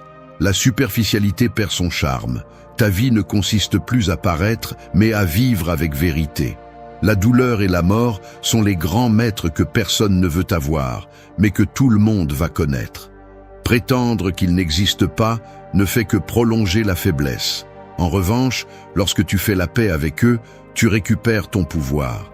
Tu es libre parce que tu ne fuis plus. Tu ne cours plus.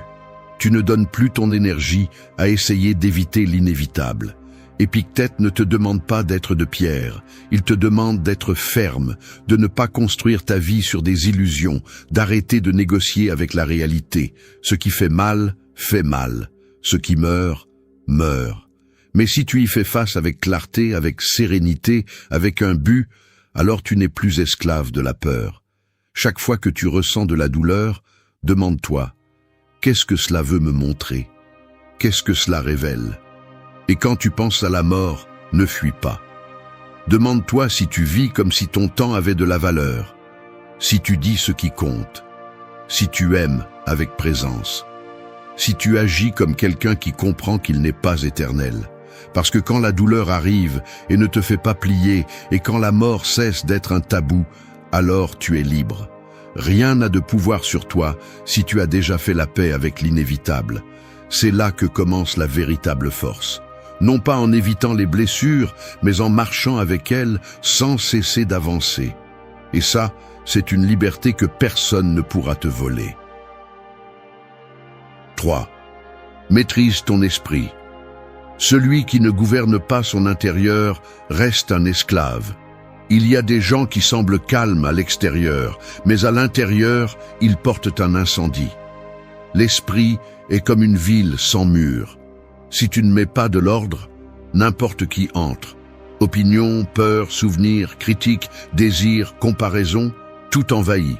Et si tu ne fais pas attention, tu deviens un spectateur de tes propres pensées, comme si elles n'étaient pas à toi, comme si tu ne pouvais rien faire. Mais tu peux.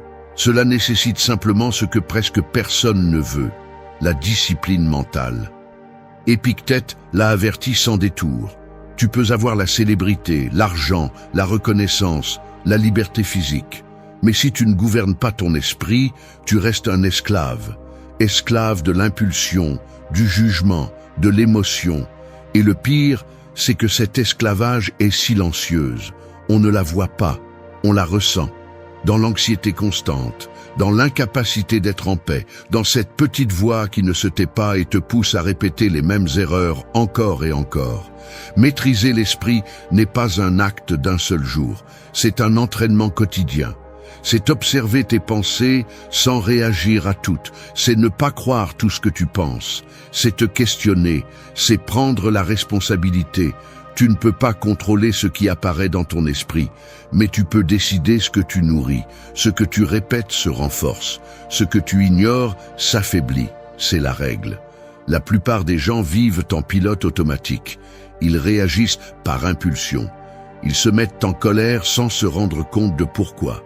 Ils se comparent sans se demander d'où vient ce vide. Ils se sabotent avec des idées qui ne sont même pas les leurs. Mais comme personne ne leur a appris à regarder à l'intérieur, ils croient que c'est ainsi, qu'il n'y a pas d'alternative, que penser différemment est impossible, mais ce n'est pas le cas. C'est juste difficile. Maîtriser ton esprit ne signifie pas éliminer les émotions. Cela signifie les mettre à leur place. La peur n'a pas à décider pour toi. La colère n'a pas à parler par ta bouche. La tristesse n'a pas à te paralyser. Tu peux ressentir tout cela et pourtant agir avec fermeté. C'est du pouvoir, c'est la liberté. Le bruit extérieur ne te contrôle que s'il y a déjà du chaos en toi. Lorsque ton intérieur est en ordre, l'extérieur ne t'entraîne plus. Tu peux entendre une critique sans te briser. Tu peux recevoir une mauvaise nouvelle sans te perdre. Tu peux être au milieu du chaos sans en faire partie. Non pas parce que tu es froid, mais parce que tu as travaillé ton centre. Tu as construit une base qui ne dépend pas de ce qui se passe, mais de ce que tu choisis de penser. Épictète n'a pas parlé de contrôler le monde. Il a parlé de contrôler ton esprit, parce qu'il a compris que celui qui maîtrise son esprit n'a pas besoin de maîtriser quoi que ce soit d'autre. Tu n'as pas besoin que tout soit parfait pour être en paix. Tu n'as pas besoin que tout le monde te comprenne pour te sentir en sécurité. Tu n'as pas besoin que les choses se passent comme tu le veux pour continuer à avancer. Ta force n'est pas à l'extérieur, elle est dans la façon dont tu décides de penser. La prochaine fois que quelque chose te déstabilise, ne regarde pas à l'extérieur. Ne blâme pas. Ne réagis pas sans réfléchir. Fais une pause. Observe ton esprit. Demande-toi si cette pensée est utile, si elle te rapproche de la personne que tu veux être, ou si tu ne fais que répéter de vieilles blessures. Et puis, choisis. Parce que c'est là que commence la maîtrise, non pas dans le contrôle absolu, mais dans la conscience. Tu n'es pas libre jusqu'à ce que tu puisses être avec toi-même sans peur, jusqu'à ce que tu puisses penser clairement au milieu du bruit, jusqu'à ce que ton esprit soit ton allié et non ton geôlier. C'est la véritable victoire. Non pas conquérir le monde, mais conquérir le seul territoire qui t'accompagne toujours. Ta propre pensée est unique. 4. Ce n'est pas le fait qui blesse, mais ton jugement sur celui-ci.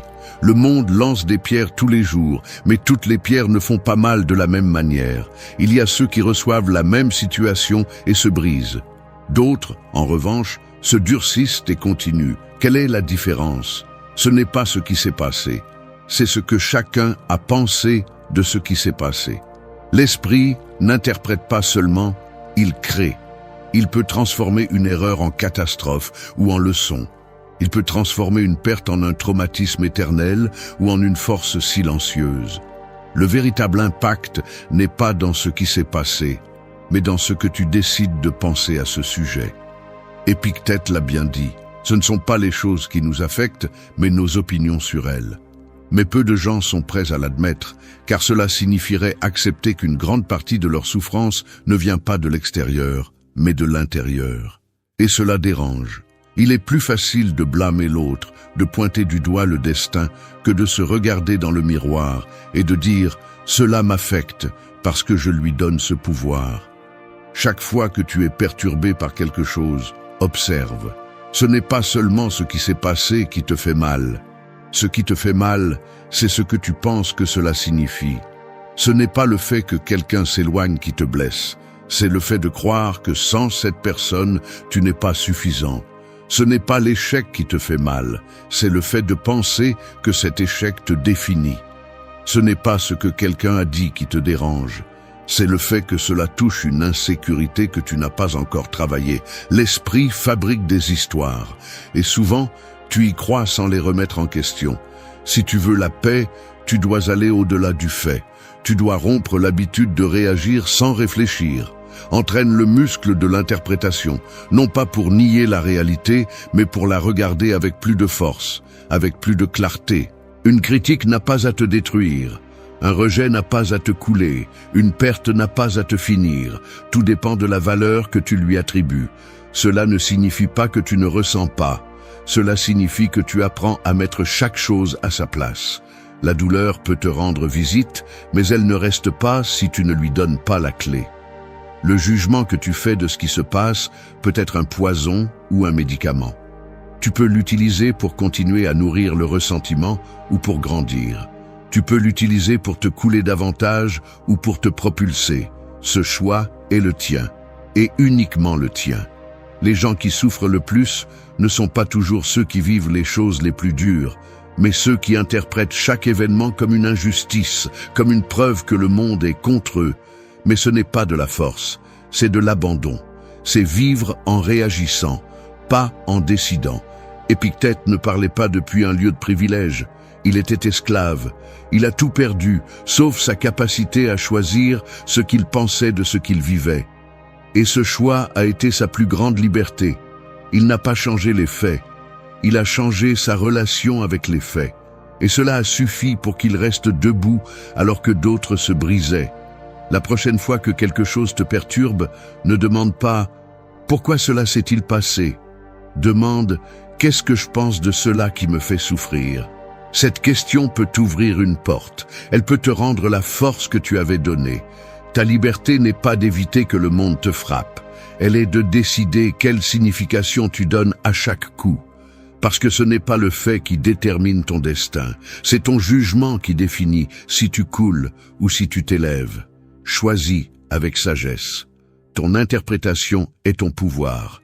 Utilise-le à ton avantage. 5. Personne ne peut te faire du mal sans ton consentement. Garde ta force à l'intérieur. L'esprit est comme une forteresse, haute, solide, impénétrable. Mais beaucoup, sans s'en rendre compte, laissent la porte ouverte. Ils permettent aux opinions des autres d'entrer, aux offenses de s'installer, aux critiques de leur voler leur paix. Ils laissent n'importe qui entrer avec de la boue aux pieds, tout déranger et partir comme si de rien n'était. Ensuite, ils se demandent pourquoi ils sont épuisés, pourquoi ils se sentent vides, pourquoi ils perdent le contrôle facilement. La réponse est qu'ils n'ont pas appris à protéger leur intérieur. Épictète a été catégorique. Personne ne peut te faire du mal sans ton consentement. Personne ne peut perturber ta paix si tu ne lui donnes pas cette clé. L'insulte n'entre pas si tu ne la laisses pas passer. La moquerie ne fait pas mal si tu ne la prends pas pour vérité. Le mépris ne pèse pas si tu ne le portes pas. Il se peut que ce que quelqu'un dit soit offensant, mais si tu décides que cela ne définit pas qui tu es, alors cela n'a pas de pouvoir. La plupart confondent sensibilité et fragilité.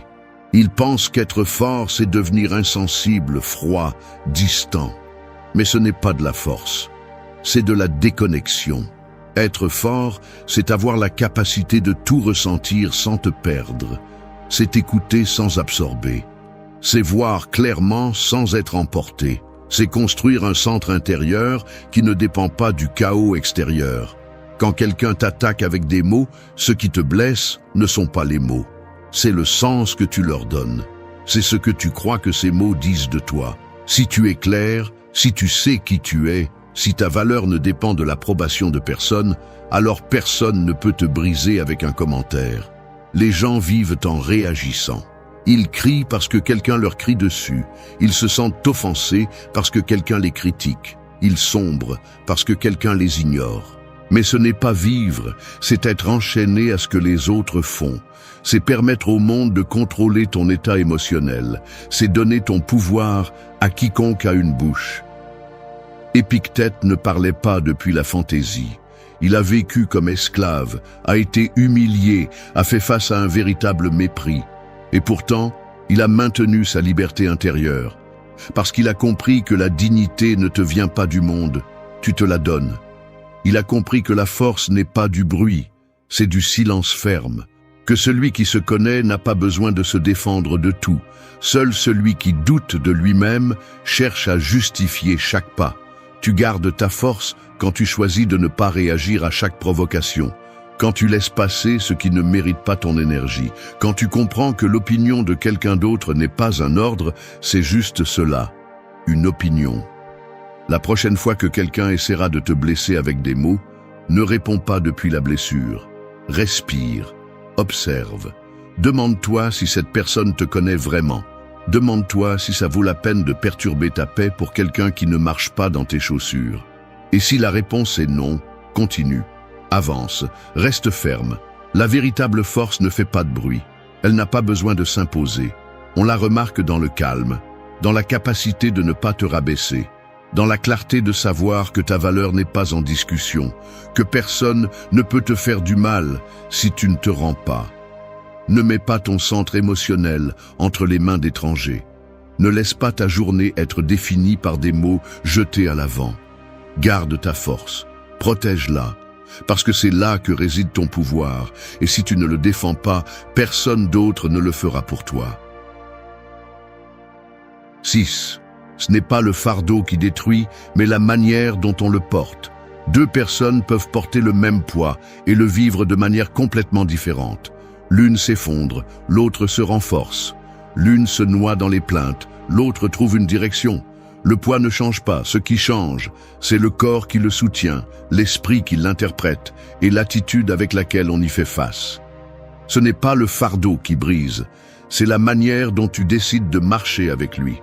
Beaucoup vivent en croyant que si la vie était plus facile, ils seraient plus heureux, qu'ils auraient moins de problèmes, moins de responsabilités, moins de défis, ils pourraient enfin respirer. Mais la réalité est autre. Parce que peu importe combien tu essaies de l'éviter, il y aura toujours quelque chose qui fait mal, quelque chose qui pèse, quelque chose qui défie ton équilibre. La différence entre ceux qui se brisent et ceux qui s'élèvent réside dans l'attitude interne avec laquelle ils affrontent l'inévitable. Épictète comprenait cela parfaitement. Il ne cherchait pas à éliminer la difficulté, mais à apprendre à la porter avec dignité. Parfois, tu ne peux pas lâcher le poids. Mais tu peux ajuster la manière dont tu le portes. Tu peux arrêter de le traîner avec culpabilité, avec peur ou avec colère. Tu peux apprendre à le porter avec patience, avec tempérance, avec clarté. Ce n'est pas facile, mais c'est possible. La plupart veulent un soulagement immédiat. C'est pourquoi ils abandonnent si vite. C'est pourquoi ils se mettent en colère contre la vie, contre les autres, contre eux-mêmes. Ils veulent que le fardeau disparaisse sans avoir d'abord développé la force de le supporter. Mais ce n'est pas de la maturité, c'est de l'évasion. Et ce que tu évites aujourd'hui te écrase demain. Ce n'est pas la même chose de porter quelque chose en sachant que tu peux résister, que de le faire en sentant que tu es condamné. Ce n'est pas la même chose de marcher la tête haute que de le faire avec le dos courbé par le ressentiment. Le fardeau n'a pas à te détruire. Il peut te forger si tu décides qu'il en soit ainsi. Accepter le poids n'est pas te résigner. C'est reconnaître qu'il est là, arrêter de lutter contre la réalité et commencer à travailler avec elle. C'est transformer l'effort en entraînement. C'est convertir chaque pas difficile en une leçon de force. Quand tu arrêtes de te demander « pourquoi moi ?» et que tu commences à te demander « pourquoi ?» tout se transforme. Épictète n'a pas évité les difficultés. Il les a regardées en face et a appris à vivre avec elles. Il a compris qu'il y a des choses que l'on ne peut pas changer, mais que l'on peut changer la manière dont on les affronte. Tous les jours ne seront pas légers, mais tous les jours peuvent être utiles si tu décides de porter avec intelligence et non avec désespoir. Si aujourd'hui tu sens que la vie pèse, ne te demande pas si tu peux la supporter. Demande-toi si tu la portes bien. Demande-toi si tu laisses la plainte consommer ton énergie. Si tu agrandis la blessure dans ton esprit chaque fois que tu la répètes. Si tu ajoutes plus de poids au poids réel. Il y a une autre façon de porter ce qui fait mal. Pas avec dramatisme, mais avec un silence ferme. Pas avec désespoir, mais avec un but.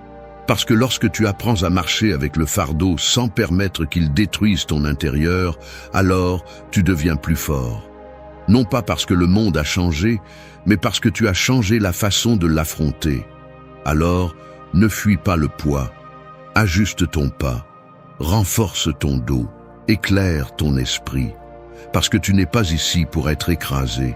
Tu es ici pour résister, pour te transformer, pour montrer que même avec le poids sur toi, tu peux avancer. Et c'est ce qui définit ceux qui ne se rendent pas. 7. Vis avec droiture aujourd'hui.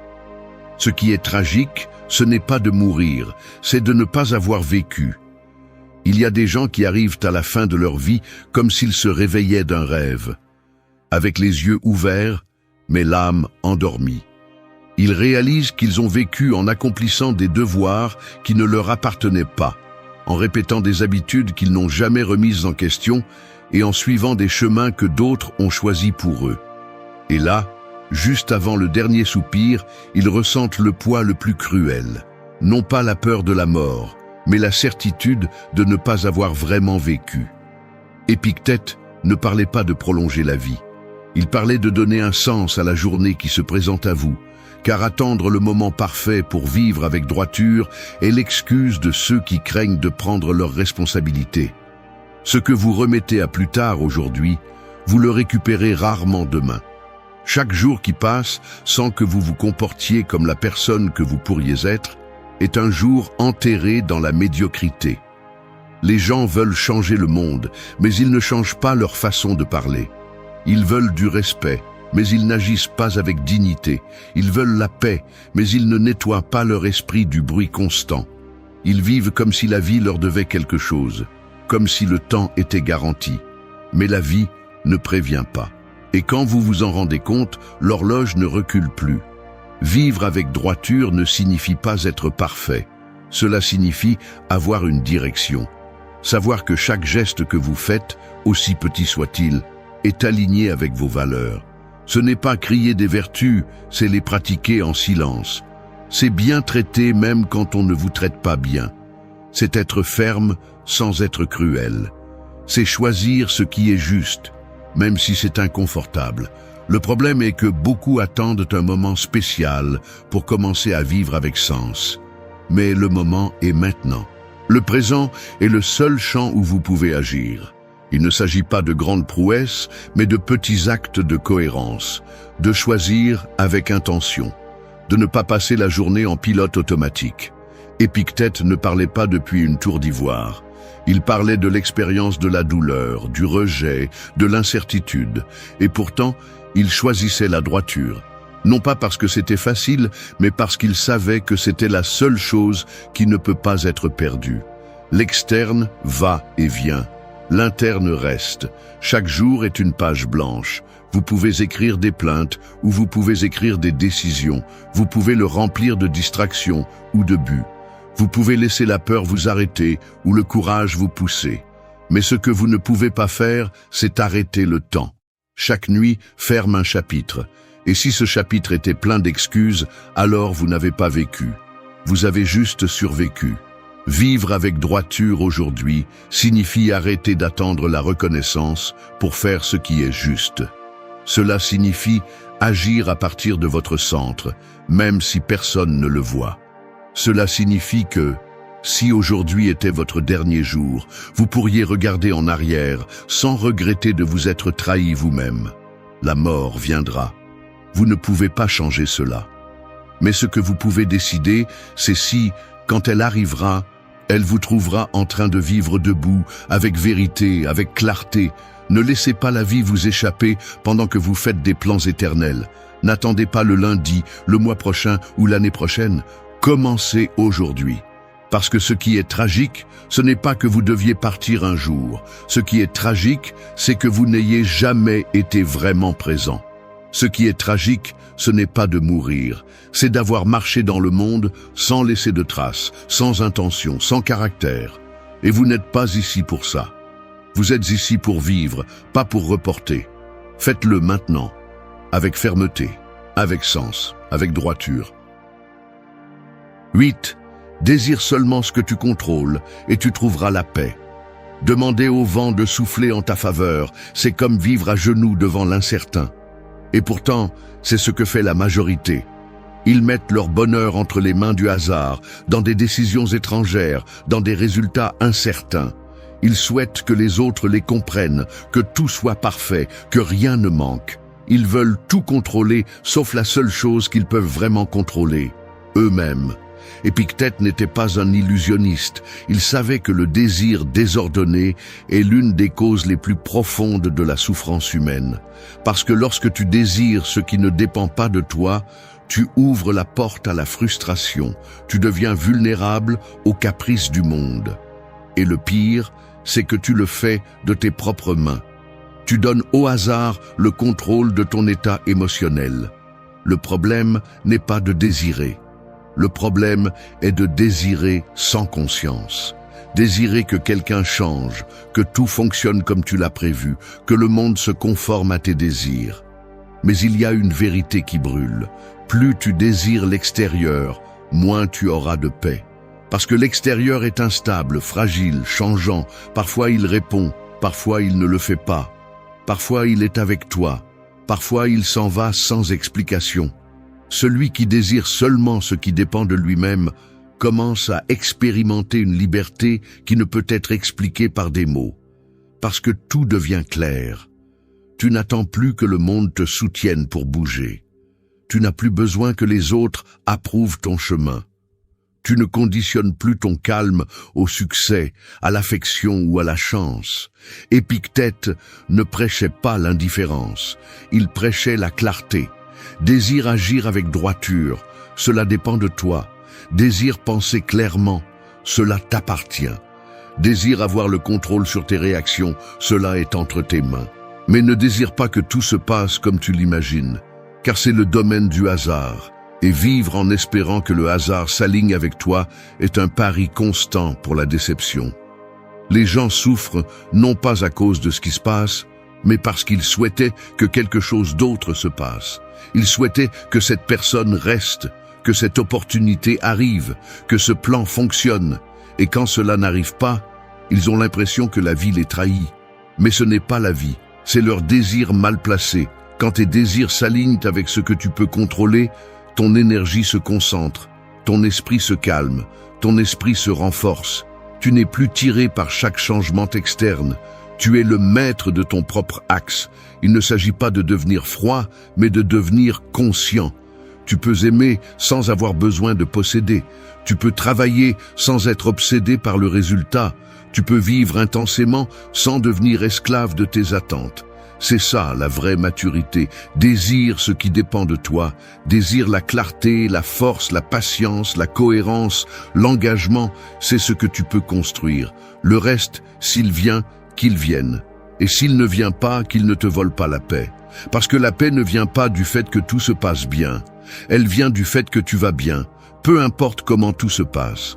La prochaine fois que tu te sens frustré, fais une pause et demande-toi, est-ce que je désire quelque chose que je ne contrôle pas? Si la réponse est oui, laisse-le partir. Redirige ton désir vers ce que tu peux faire aujourd'hui. Change ton focus. Récupère ton pouvoir. Parce que la vraie liberté n'est pas d'avoir tout ce que tu veux. C'est de vouloir seulement ce que tu peux gérer avec tes propres mains. Et quand tu y arrives, l'extérieur cesse de te gouverner. Et l'intérieur, enfin, trouve le repos. Là réside la paix que personne ne peut te prendre. Merci d'être resté jusqu'à la fin de la vidéo. Si vous avez tout vu, commentez « Je suis stoïcien » comme notre signe secret, indiquant que vous êtes un véritable apprenant du stoïcisme. N'oubliez pas de vous abonner et de liker la vidéo si elle vous a plu. Rendez-vous dans la prochaine vidéo et rappelez-vous, continuez à cultiver votre esprit stoïque.